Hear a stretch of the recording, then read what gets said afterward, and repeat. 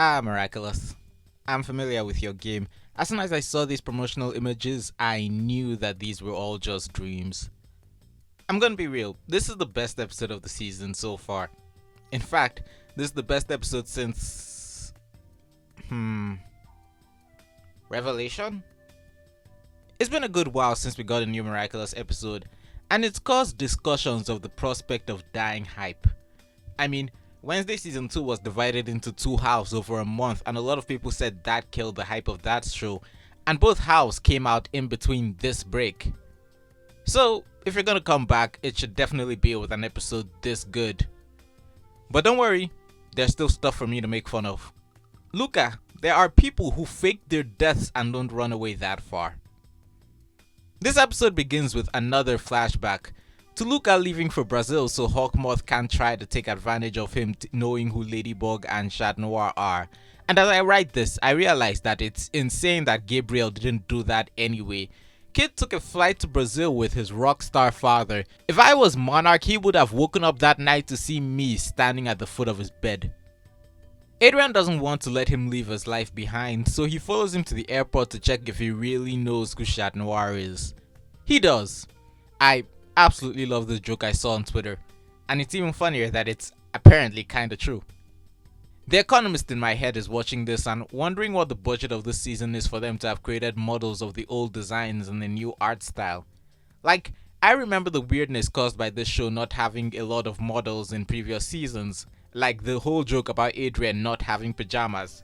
Considering this flashback is something we didn't really need to see, I feel like we're definitely gonna get more flashbacks using these models. That or they really do have a lot of money to throw around now. Because, yeah, I do think this flashback is a bit pointless. It's just Adrien confirming Luca does know who he is. The only thing it really adds is making you think Adrien and Luca have a meaningful relationship, which is not the worst gaslighting the show has ever done. The episode proper starts with a bunch of scenes that I saw floating around Twitter. I will admit that there was a time I thought akumatized Adrien might be real, but generally this was predictably not actually going to be something that happened. Marinette's having nightmares about the secrets she's keeping and the possible fallout. I really have to watch the season in order when it all comes out. This episode is set before Revelator and that conversation with Alia. My point is, if the production order is the chronological order, the fandom is not really getting a proper view of the progression of Marinette's arc this season. But that doesn't mean I can't still find things to talk about and criticize. Here, Marinette is clearly haunted by the secret she's been keeping from Adrien, and it's giving her nightmares and making her mix up her words. In episode 9. You see, this is why I don't give stock to the idea Marinette's weird behavior and regression this season have been a subtle show of how the secret is weighing on her. The show struggles with any display of subtlety. When Marinette's troubles are caused by the secret she's keeping, it will explicitly come up in an obvious way like this, not her running away from her date with Adrien to do literally anything else. It should have been affecting her earlier, but it evidently wasn't. But I do have an idea of how this might not really be a problem. I have this theory about Vampigami, the episode that should come before this. I think that episode is going to be about the whole Gabriel drama, and whatever happens there is going to prompt Marinette having nightmares here. Later in the episode, they talk about someone vandalizing Gabriel Agreste statue, and I can only assume that that happens in Vampigami too, and I believe they're connected. Combined with the fact that El Toro de Piedra is the episode before that, and I think there's a somewhat reasonable explanation as to why the secret is suddenly at the forefront of Marinette's mind right now. So, Marinette is having nightmares that both show how the secret is eating her up inside, and how her fear of the consequences of Adrien finding out the truth are affecting her. And she begins mixing her words up with accidental confessions. Adrien, meanwhile, is finally getting some focus. There was a discussion on Twitter about whether or not Adrien has been the main focus of the episodes of the season we've got so far, and I maintain that he has not. Episodes have been focused on other characters doing things related to him, but he himself was not a big player in those episodes. But this episode finally decides to have an exploration of Adrien's feelings about Gabriel be its main focus. Well, along with Marinette's struggle with the truth. Adrien has a lot to grapple with. The fact Gabriel was a terrible father, but also gave his life to save the world, and the fact that as Chat Noir, he should have been there, but he wasn't. He asks Plagg about it, because this episode has a big theme of dealing with things that you should have dealt with months ago, but Plagg just brushes it off by claiming that things were blurry while he was in the ring. Which I would say that Adrien should know isn't really true, but he doesn't really have a reason to not trust Plagg on this. Why is Mrs. Tsurugi financing building statues to Gabe? She's been spending her money on a lot of odd things this season. Now they want to build a 10-meter high statue of Gabe in front of City Hall.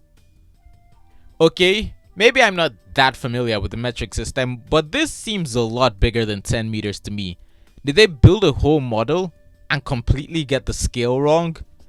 Also, Theo's back. His character is so funny. The fandoms characterized him as really creepy because he had a crush on a 14-year-old girl, even if we didn't know her age. And so they revealed that even though he looks like that and takes official jobs to build statues for the city, he's actually a student in Marinette school. Look me in the eyes and tell me that this is a teenage boy. I actually kind of feel bad for the guy in this episode. A little. Yeah, he's being very parasocial about Gabriel, but he also thinks the guy died to save Paris from the supervillain that's been haunting it. Think of how people talk about regular celebrities, and then imagine that one of them died to stop a literal supervillain who had just turned most of the world into his personal army. It makes sense the ignorant masses would praise him like they do actual superheroes.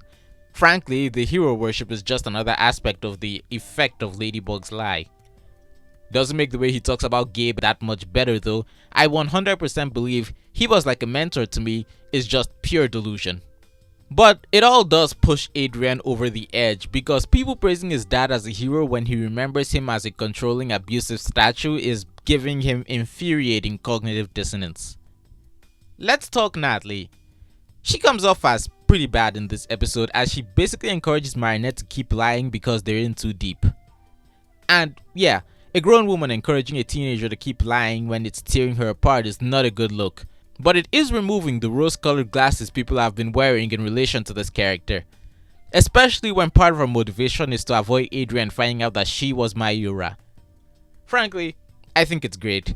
She was getting far too many votes in the Miraculous journalists who's nicer polls. It's sneaky how at first she tried to say telling him would reveal Marinette's identity as Ladybug, and then when Mari comes up with the obvious solution to that, she switches to self-preservation. Not even gonna pay lip service to it being for Adrien's good. Though, let's face it, if he found out, Adrien would definitely announce it to the world the next time he heard someone praise his dad. Honestly, Natalie may be coming off as a worse person, but she's frankly a better character for it. For all we say she cares about Adrien, she has a history of letting bad shit slide, so this more manipulative side to her is a welcome addition. We need someone to make sure Marinette keeps doing the wrong thing. People say that this doesn't match her willingness to come clean earlier, but that was before she basically adopted Adrien and now she doesn't want him to hate her. Anyway, let's talk about something else. Behold, Irupe, Luca's new girlfriend. Sorry, Luca fans, it seems that your impossible ship got even more impossible. This is gonna be weird to say, but I was surprised that she was in a bikini. After the last 5 seasons, I thought the creators were making an effort to only put girls Mari's age in one-piece suits.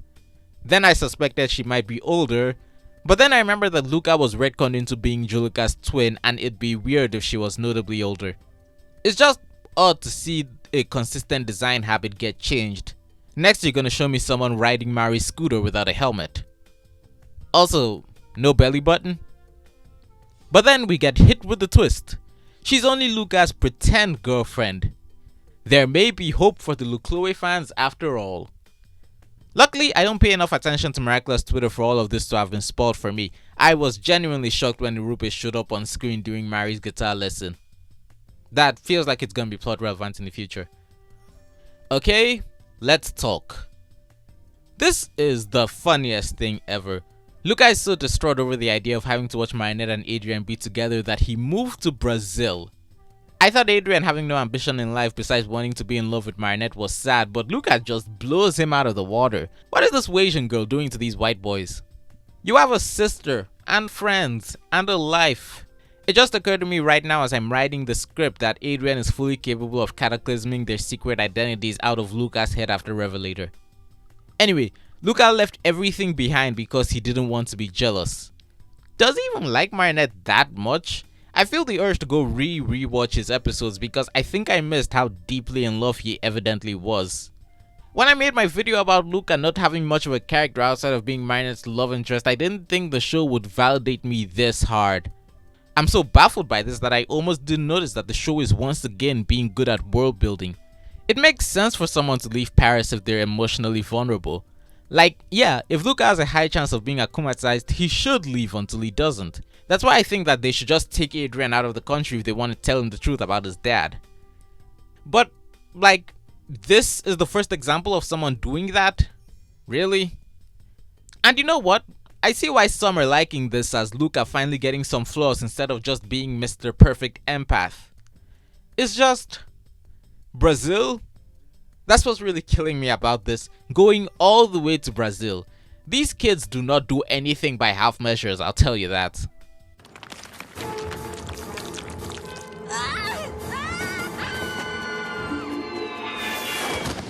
I really like how this episode makes use of the Snake Miraculous.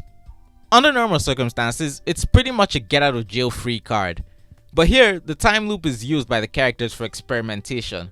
For them to talk about something they want to get off their chest and see how others react without committing to actually telling them about it.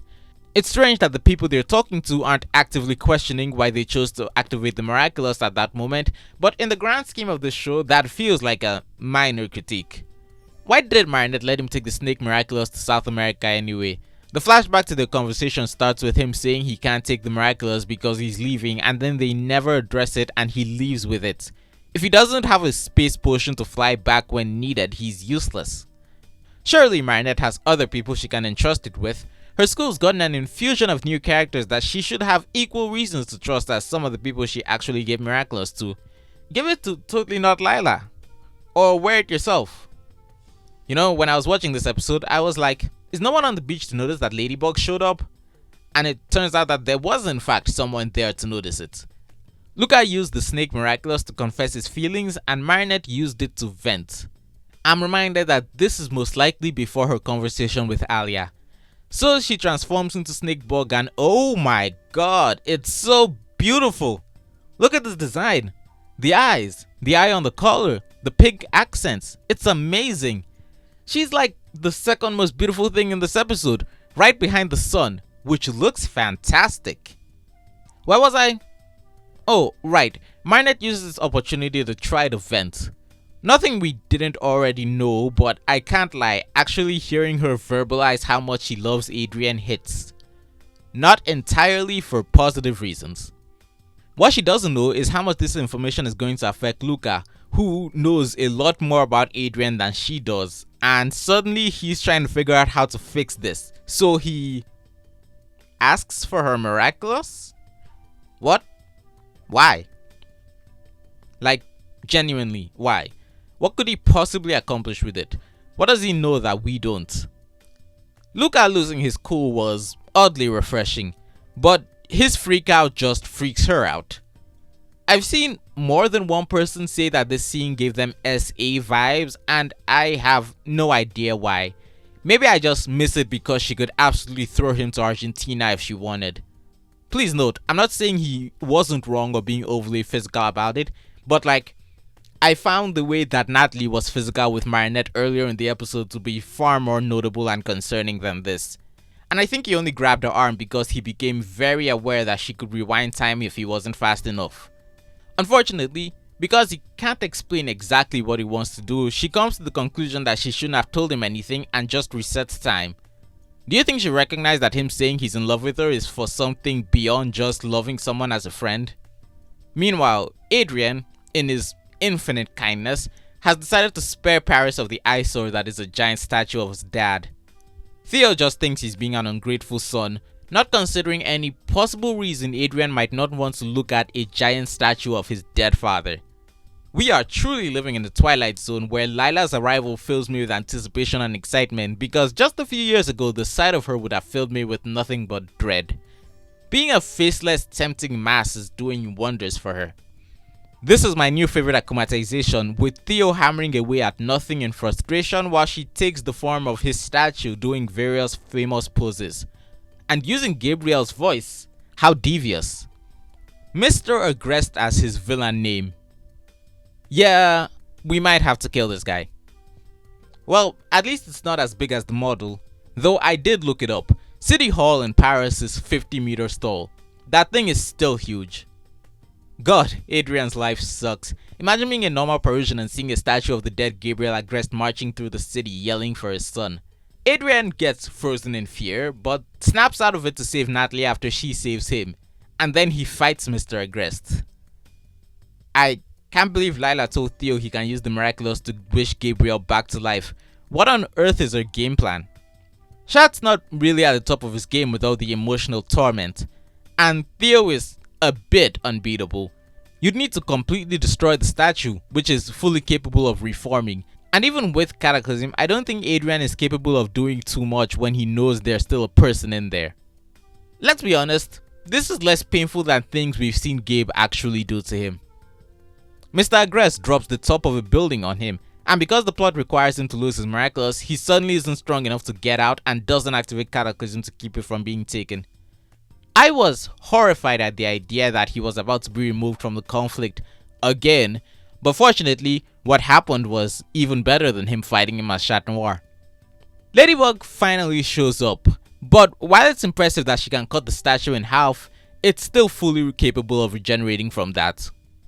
The Lucky Charm, in its incredible omniscience, does know what she needs to beat Theo, so it gives her a fencing saber and perfume, which aren't meant to beat him, but are examples of things Gabe made Adrien do. Then it gives her a megaphone that she drops right where Adrien can get to it as she gets grabbed. So Adrien just lets loose, asking why Gabe turned into such a horrible person and abused him for so long, and Theo is just shocked and horrified at the actions of his hero. I've been rather critical of the episode, mixed in with my praise up to this point, yes, but this is absolutely my favorite part. It mixes character and plot to create such a unique and memorable situation, and I still kinda wish this is how Were Papas ended. The villain can't be akumatized by normal means, so they go beyond that to the person's motivation and destroy that. Having Gabriel's son yell about what a terrible person he was right to his face destroys the image Theo has of his idol, figuratively and literally, causing the statue to solidify and break apart on its own. Just fantastic. And it's like 50% of the Adrien Gabriel confrontation I wanted. I mean, I still want the real thing, and we haven't even touched on the fact that Gabriel was Monarch, but this will probably tide me over until we get that scene in, I don't know, 2028. It's such a satisfying way to beat the villain, and I think the show's only done it like 3 times. We get another reference as the Mr. Agreste statue crumbles into resembling Écoutez by Henry de Miller. That means listen in French, which we all know isn't really Gabe's style. Also, after the London special, I'm not sure if this still applies, but I'm pretty sure Theo remembers what happened while he was akumatized since he disengaged it himself. This means he knows Gabe is terrible and he knows about the wish. Is that public knowledge? I feel like it shouldn't be. Ladybug gives Plague the ring to return to Chat Noir, and she talks with Adrien, sharing a fist bump for their victory. Adrien, like me, isn't entirely satisfied with the conclusion he reached with the statue, but he's willing to accept it for now. Unlike me, he isn't aware that there's definitely more coming. Marinette, meanwhile, has been hit with a double whammy of Adrien's feelings about his dad and Luca's reaction to the truth, and she's not exactly eager to tell Adrien. She thinks it's too late to go back. I remember that Sass is fully capable of rewinding to a previous save point and could totally undo literally everything, but maybe ignoring Ephemeral is for the best.